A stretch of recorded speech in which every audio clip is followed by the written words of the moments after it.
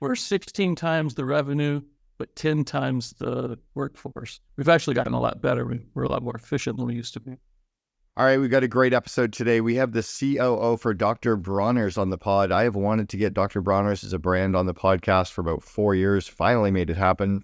Michael is the COO of Dr. Bronner's, a really interesting, unique brand. I've also loved their label and how it talks about the company, the marketing, the messaging. One of only a few brands that actually uses their label in the way that Dr. Bronner's does. He's worked for the company for 18 years, which is super unique for somebody to grow up inside of an organization, was with them when they only had 35 employees. Now they've got 350 and are definitely a household name. Their company, Dr. Bronner's, got the highest B score in the world and actually going off the charts. You're only supposed to get a score of 200 as the cap. They hit 207, which has got the whole B Corp organizational world up in arms trying to figure out how they even made that happen because they ranked so highly. They have everyone in the company on the same benefits program. How he's going to talk about how they moved from being a family business to more of a professionally run organization, how they use post-mortems to actually decide on what new systems to put inside of the company. You'll love this episode. Make sure that you share it, make sure that you subscribe, and also take a look at it on our Second in Command podcast YouTube channel. We'll see you on the inside. So Michael, welcome to the Second in Command podcast. Oh, thank you. Yeah, looking forward to this. I have been a fan of Dr. Bronner's for years, got exposed to the company roughly around 10 years ago. I was Canadian. I don't know if it had a big footprint in Canada or not. I know you do now because I see it everywhere, but I don't know, or maybe I was just living under a rock and didn't know of the brand. But you've been with the company for 18 years, which is also highly unusual for a leader. So was Dr. Bronner's big in Canada, or did it just become that? And maybe walk people through it if they're not even aware who the brand is. I don't know how long the brand has been in Canada. I know that when I came on board in mid-2005, that for Canada, we had a much smaller distribution. We had several outlets, mainly the health food chains, and we used to put label overlays by hand on the primary display panel. And we would just pull those stickers off and put them on so that it met the 101 requirements for Canada. Yeah. And so Canada was our first international market. Okay. And so my guess would be about 30 years, but it took a while to get into the national distribution. Makes sense. So that's probably why I didn't hear. But so yeah, 101 is the Quebec legal requirements for having all of the labels in French and English is kind of part of the issue. So I helped a couple brands into the Quebec market, and it was sometimes extraordinarily difficult and at other times frustrating. Was it a good entry point for you in testing your international expansion in Quebec, or would you leave that one till later now? I can't comment on the actual sort of international marketing side of it. It was good for us to need to up our game as far as label granularity goes, so that we didn't just have a single label for a single bottle. That difficulty actually made us better because it taught us how to do it elsewhere too. Because we used to have the little labels that we'd stick on, and then we went to full labels. And then after enough international markets, we actually designed a database simply to have label variants to track all of that over time. Dr. Bronner was famous for changing the label constantly. He would call up his secretaries in the middle of the night and have him change a section of the moral ABC, and then may or may not go to print. And so ask us what the label looked like in 1983, no one knows. Right. But maybe around 2010, 2011, I designed a label revision code so that both for management and for posterity, we would know what labels went out with which bottles, thenceforth. It's the idea of when's the best time to plant an oak tree 20 years ago. Second best time is today. So I just kind of drew a line in the sand and said, we need to know all this now. And it gave us a lot of international capability with the coding system that was designed. Now, you guys have done something pretty unique with your labels. There's only, I don't know, a handful of brands that I can even think of that have gone this far with their labels, but your label is a huge component of your marketing. It's not just the name of the brand and, you know, the ingredients. You guys have got stuff in there around the story and core values. And can you talk us through some of the thought process behind the label? And does that go back to the founder, or is that something that is? It goes back to Dr. Bronner. Dr. Bronner was a third generation Jewish German soap maker. And he saw part of his family perished in the Holocaust. He left in 1929, left Germany and came to the States. And so he didn't leave specifically because of Hitler, but the factory was Aryanized in around 1937, 38, very procedurally done, the letter and all that. And he saw what happened to his family. And so the moral ABC is the writing all over the bottle. All the stuff you think about with the Dr. Bronner's, that was Dr. Bronner's sort of overall philosophy. And he was in different places in the States, but when he finally arrived in Los Angeles, he would literally stay on a soapbox in Pershing Square, talk about the moral ABC. He was a soap maker. He would give people bottles as thank yous for coming. And then people would take the bottles and leave and without waiting on what he had to say. And so he started putting his writing on the bottles. So he had a captive audience. You're standing in the shower, you read the bottle. And so that was Dr. Bronner's sort of existential reaction, both to sort of the micro version of the horrors of World War II, but the macro version of the bomb and the possibility that humanity would be wiped out. It was his contribution to the world. And so there have been a couple of things that were changed over the years, just sort of legal imperative changed them. But it's more or less Dr. Bronner's sentiments and words unchanged as much as possible. Still in there. We call it our trade dress, and we call it an apothecary look. It is an apothecary look. It's interesting. It also, it reminds me of the Lululemon bags back in the early days, the red bags that had their company core values and statements and phrases and mantras kind of all over it. And it begot a bit of the cult-like following. Dr. Bronner's has got a bit of this cult-like following. And I think of cult like culture in a really good way. I don't think of it as the Jonestown stirring the Kool-Aid bad cult. Can you speak a little bit to that kind of culture around Dr. Bronner's, and does it carry past the marketing into the internal part of the organization? It does. I think what I want to say is that we're centered set thinkers. We're trying to get to something. Dr. Bronner was trying to get to something, but back in the early 70s, he had to get his bottles from 1-800-Sketchy Bottles or us. No one knew anything about what was in the plastic in the early 70s. No one knew about the supply chain. Everything was completely opaque. He did the best he could by formulating a very clean soap and running a good company. Now we have traceability beyond what Dr. Bronner could have imagined, all the way back to the farm. We're fair trade certified now. Our bottles are 100% PCR. We were the first ones to do that 21 years ago. We've taken whatever's on the label and given it feet and really made that work. And that's been our brand promise over time, not just used to be what was in the bottle. And then it was what the bottle was and what the label was. And then it starts to go upstream and downstream so that everyone who is involved in our value stream makes a reasonable living off of it. That's being fair trade certified there. We have the highest B score in the world. Theoretically not possible, but I think we got a 207 at our last audit, and you're not supposed to be able to get above a 200. You asked about marketing, but who we are and what we do, the fact that you can use a clean product that's a good value, it's concentrated, so it actually lasts longer than other products. That's all part of the brand promise, and people are able to buy into kind of capitalism 2.0 when they use our products. Okay, you just kind of oddly shucksed over a comment, and I need you to go back and kind of double click on that one. So the highest B score in the world at 207, what makes the company so great and so strong in these areas, do you think? I mean, what would get you to the 200, let alone the 207? Well, there's several things. We really do separate the people from the job. Everyone has the same benefits, period. Vision, dental, health, life insurance. It doesn't matter if you have a GED or a PhD in our company, and it doesn't matter where you are along the org chart, you have the same benefits.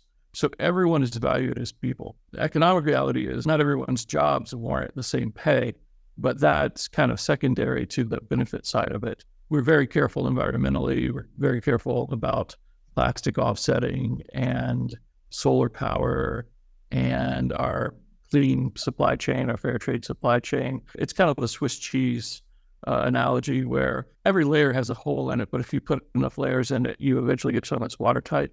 And that's kind of where we are. I like that. And has that always been there? Is that a historical kind of focus on the people, or is that something that the company has kind of grown into over the years as culture? We have grown into it over the years.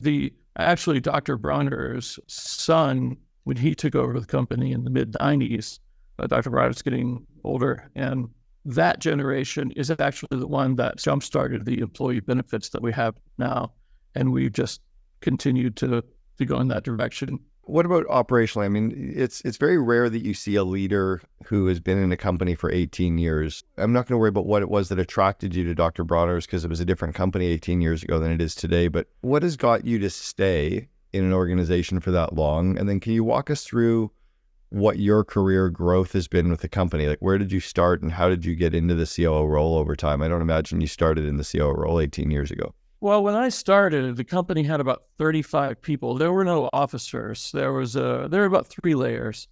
You had ownership, you had some office workers, and you had production workers. And it truly was just sort of the family business that whoever had a knack for something would take over it and do that. We didn't have much of an org chart either. And so when I started, I was technically production manager. And I started because we had just bought a smaller company and we were integrating that in. A lady wanted to go do some social justice work and wanted to give her company a good home. And so she wanted us to buy it. And so we took over that. And the reason I've stayed is because I'm still useful. At some point, it will take a different mentality to run the place, maybe a little more polished and more corporate, but I have been able to take things from basically kind of a tribal culture oral culture where everything was just in people's heads to where approaching ISM certification. And we get more and more strategic and more just organized over the years. Like an example of that, label revision code, I'll just say that. I talked about that. In order to sell internationally, we have to have different labels, sometimes culturally, sometimes legally, sometimes a mix. And we did not have item codes that supported that internally on our ERP system. I generated a template for how to track all that. And so we began to genericize everything to which we reacted. We kind of, why did we fail here? We do a postmortem and come up with a system. Why did we fail here? Another postmortem, another system. And so we were able to handle more and more and do it better and better. During COVID, we grew 44%. Wow. We shrank back down and now we're back to where we should be just because of panic buying. But we had good enough systems, and I called 2 people in our office when I noticed what was happening with open orders, March of that year. And I said, we need a second shift yesterday. And so we were far enough along into our ISO certification that we had enough written, and we had a full second shift within 8 business days. And it's because we just take a very slow road to self-improvement over time. And we never stop pushing and getting better. Yeah, you may be taking a slow road, but the fact that you do a post-mortem on everything and you examine kind of internally what you can then create a new systems for, I think is giving you a very systemic approach to growth, which is really powerful. How do you get the organization to do the post-mortems and look at kind of examining your own contributions to the problems or examining your own missing systems without feeling like people are pointing fingers at each other and without people feeling like I did something wrong, right? Because it's never really the person's fault. It's a missing system's fault. Do you have any thoughts around that? A lot of it is cultural. And I guess the analogy that I like to use is getting people on the same side of the table. It's always the mythical, the other side of the table is whatever you're working against. And we're never working against other people. We're always working against essentially chaos. Because there's nothing in nature that wants the soap to go in the bottle 30,000 times a day properly. Like, that's what we're facing all the time. And we have 1,100 label variants. And so we have to track all of that without having too much inventory. So to get back to that question, how do we do it? Well, first of all, they have to do it because I say they do, because I run operations, and that's just standard. But I think it's the way that it's asked. It's, we failed here. Why did we fail? And what were the assumptions? And again, how do we genericize it? What rules can we bring into play that we didn't have that not assuage the situation, I don't want to remove speed bumps. So what can obviate the situation? And so we just move smoothly from there. You mentioned, COVID and how COVID had an impact, on all companies, but I would think that for your company, you were fairly traditional, I'm guessing, kind of grow where you're planted. Was everybody working from one office or one city at the time? And then how did you adapt and change during COVID, and how did it make the company stronger? We are located in Vista, California, and we have a small campus. They're all contiguous buildings. And we did send people home. A lot of the accounting staff, the sales staff, marketing staff, they started working from home. You can't do the manufacturing process by remote control. So let's say 2/3 of the company came into the office every day. I started at the beginning by looking to current authorities and just no one knew what was going on at that time. It was very seat of the pants. So I went and got a letter from the county health department saying that they thought we were an essential business and put it on the front doors to make sure that no one came trying to shut us down, asking questions there. I think that the way that we were able to do that, it slowed us down. Okay. We tested every week. We had a lot more temps, a lot more churn because a lot of people would be absent. We kind of relied on our relationships and our internal relationships because we had a strong culture. People came and they just wanted to work, and they were sort of glad for the normalcy. But then I actually got interviewed a couple of times by like CNN and Harper's because there was a very short window of a couple of weeks toward the beginning of COVID when shelves were empty and supply chains were sexy. And I thought, this is never going to happen again, the latter part of that. And so I'll give these interviews. And they said, how did you pivot and get supplies when everyone else can't? I said, we didn't pivot. I said, we've operated conservatively and we've built strong relationships with our suppliers, and we've never been cutthroat with them. Everyone has to make money. Everyone has to want to work with each other. And so we've always worked with our suppliers that way. And so they were there for us during COVID, and they bent over backwards for us. We kept them in business. They kept up. We very much believe in the expanding good, and that business is not a zero-sum game, but that when you approach each other and do business, when two parties approach each other and do business together, that there's greater good and that no one is necessarily robbed by definition there. The label maker is glad to have the business. We're glad to have the labels. Everyone wins there. I like the approach. I like the thoughts around it. I want to ask about your growth internally. And by the way, how many employees does Dr. Bronner's have today? You said there was about 35 when you started. About 350. So it's essentially the same company, right? 10 times bigger, everything's the same. We're 16 times the revenue, but 10 times the workforce. So we've actually gotten a lot better. We're a lot more efficient than we used to be.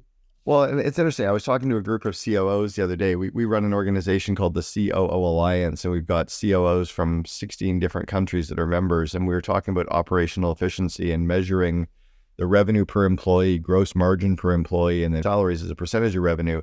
And hey, you need to get operational efficiency, otherwise you're building complexity. And so many companies don't measure that. So yeah, to be 16 times bigger and 10 times the amount of employees, what has allowed you to do that? And what do you continue to focus on to gain operational efficiency? Well, that's twofold. One is worker value and workplace culture. Before COVID, we had about a 3% turnover rate in the company. We have about an 8% turnover now. So that's drastically different for us, 8%. But when people are around for longer, they become integral to the process. They just get better. They are around long enough to absorb the lessons that our Six Sigma, our Lean Six Sigma Black Belt. There's a large cultural component to that. Operationally, the larger you get, the larger machines you can buy too. And so whereas I had a machine in our previous location that could run at about 110 bottles a minute, in this location, we greatly expanded our footprint in 2013 just because we had to, because we were growing so much. And I've been able to put in faster machines. And so whereas the fast line used to be 110 bottles a minute, now it's 240 bottles a minute. Yeah. And so we strategically put in the right equipment at the right time. And we self-fund all of this. It used to be more complex, and now it's become a little simpler. And I know about what percentage of our net rev needs to go into CapEx just to keep us growing properly. There's a point in which you can model everything in your head And then you realize you can't model everything in your head. And then it almost becomes simple again after so many years, and you have some heuristics on which you can rely to make things work. So to go back to the question, it's cultural because people stay a long time and they get very good at what they do. And it's assiduous use of CapEx to keep us efficient. How do you trickle down that information or bring that information and the thoughts down to the rest of the team so that the frontline staff and operational people can see the business from that same lens that you're seeing it? How do you teach them that? Well, we do. We try to. First of all, like right behind me, I have this 4x8 whiteboard in my office, and people get impromptu lectures more than they bargain for if they come and ask a question. We'll tee out things to follow the accounting, we'll look at the process, however. But Dr. Bronner's is still a family-owned and operated company, and the company officers, we do what we call Foursquare videos, and they look like the opening to the Brady Bunch, where we'll just record, and then we'll have it available for everyone. We'll answer questions that people have. We have company meetings 4 times a year, and we just talk about the state of the business. I don't go into a lot of accounting abstraction. I don't think I use the terms CapEx or working cap or anything like that. But I just kind of give a state of the union for ops and how we're doing and what we're up to. Because I figure that the more people know, the greater they can be involved in it.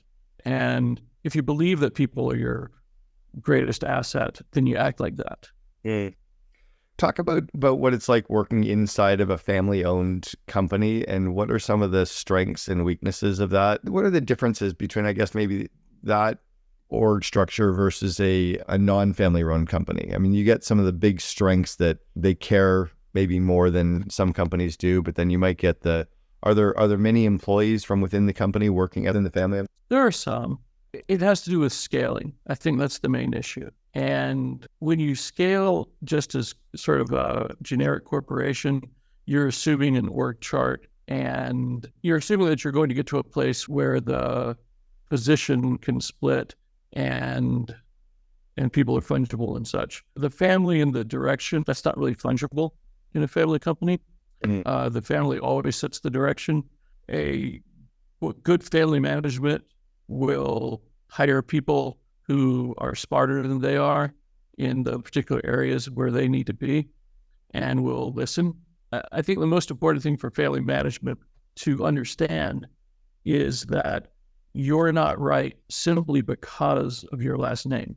It doesn't necessarily create business intel or business acumen. You have to learn that. And so what you want is a family who owns it, but who will also listen and take counsel. That sort of summarizes everything about working family business.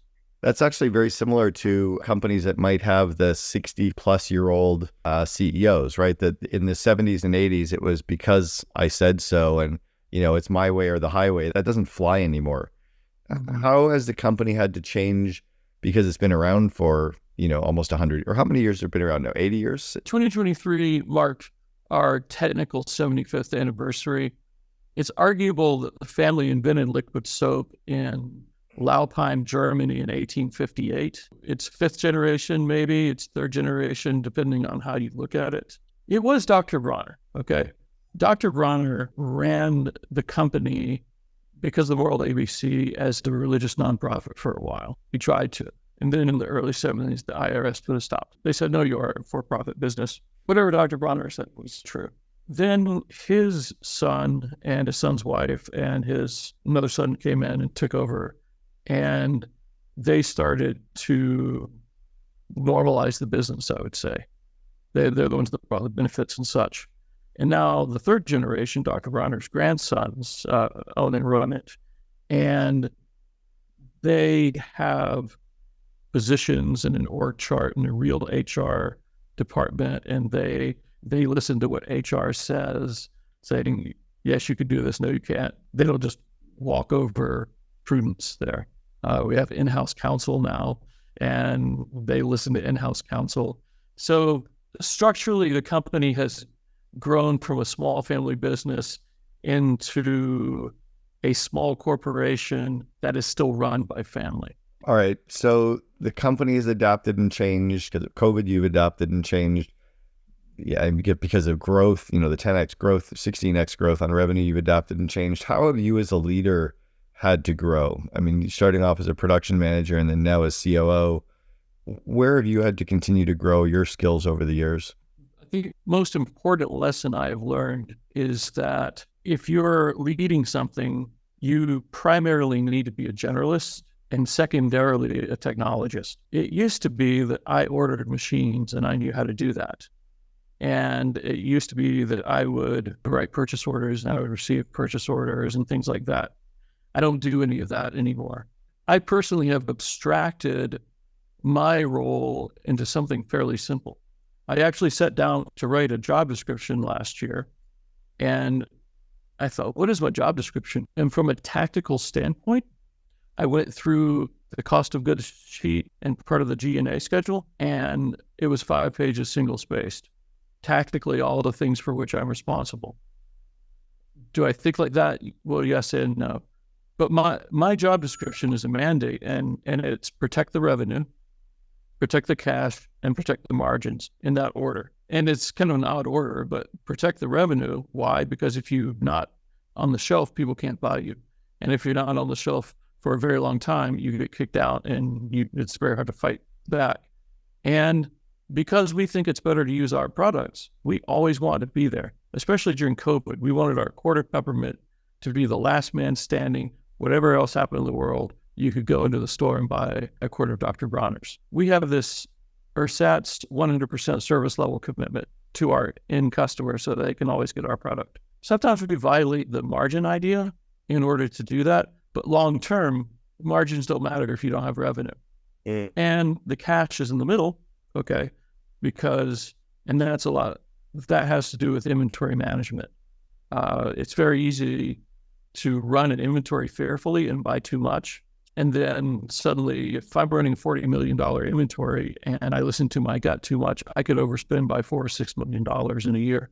And we project much, much tighter than that. And I can't do that. Every single inventory item has its own risk signature and its own appropriate envelope for min and max.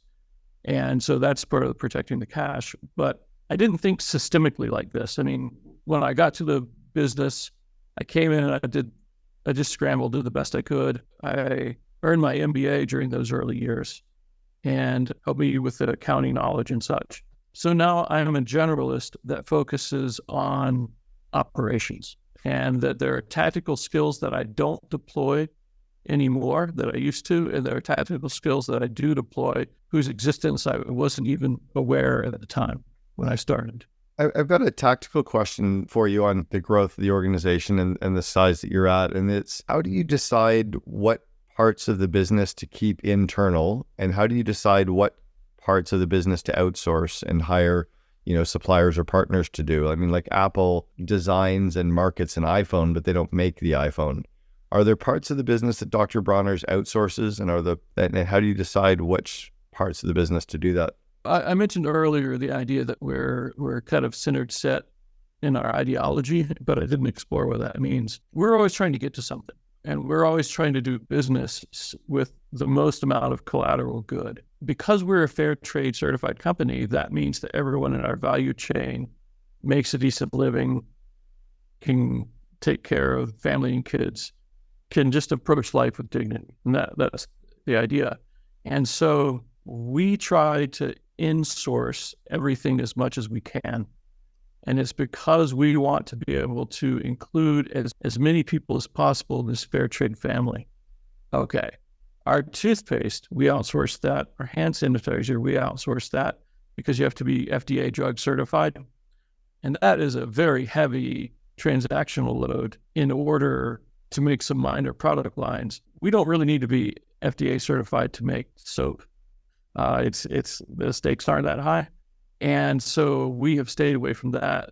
There are a couple of things that have some specialized equipment, and we haven't taken that in-house yet. But like, for instance, small packaging, in an industrial scale, when you have huge analog machines, you make pallets of product very efficiently. A lot of people send that out if they have to do special holiday packs. And we were doing that sort of thing. And what the company was paying, the outsourcing company, and I thought, wow, we need to bring this in-house, not only for, no one takes better care of us than us. We were always looking out for our own interest the best. And so we're always at the front of our list. We're not always at the front of everyone else's queue for getting work done. But the real reason why we fold up a department for that sort of thing is so that we would honor our fair trade ideals and thus fulfill our brand promise in the world. It makes sense. And if you're always focused on that brand promise and your ideals and kind of the core of why you exist, it's easy to make those decisions then too. So in ancillary here, just how do you do that? How can you afford? We have a 5-to-1 pay cap. So execs don't make more than 5 times what a fully vested line worker makes. That's not a temp worker, but if someone who's been there for 5 years, we want to encourage longevity, and therefore you get fully vested over 5 years. So yeah, we maintain a 5-to-1 ratio, and the delta between 5-to-1 and 300-to-1, you can buy a lot of employee benefits with that and treat the general populace a lot better. Yeah, you really can. It makes sense as to why you guys are rated as high as you are on the B Corp side of things too. All right, I want you to go back to the 22-year-old Michael Milam and give yourself some advice. What advice would you give the younger you that you know to be true today? The way that you process and how you think is good enough, and you don't have to look to other people for answers all the time. You can figure things out. That's pretty important. And I actually say that to my managers too. I say, all the answers we need are in this room. You just have to figure them out. Yeah, and that's, I call that expertitis. People get scared of their own thoughts. They get scared of owning the consequences of their thoughts. And so they want to hire a gun. Maybe not to get the best results, but it essentially is a group CYA maneuver. Don't do that. The other is, there's a lot of careers that are paint by numbers schemes. Well, you do exactly what's said and you get the product that you've meant to have. But the true masterpiece is a gun with a terrifyingly white canvas with no implied direction other than what's in your head. And I would say to my 22-year-old self, don't be scared of that. Go with the process and make it up as you go along. Things turn out incredibly well on the macro scale if you do the right things on the micro scale on a day-to-day basis, and you don't have to look over your shoulder. I love it. Michael Milam, the COO for Dr. Bronners. Thanks so much for sharing with us on the Second in Command podcast. What do you think shows us where a functional head, like the leader of a business area, is the wrong person? What are the things that we should be on the lookout for to know whether it's the head of a business area is causing the problems, and it's not necessarily the 5 or 50 or 500 people below them that we have to get rid of, but it's the leader?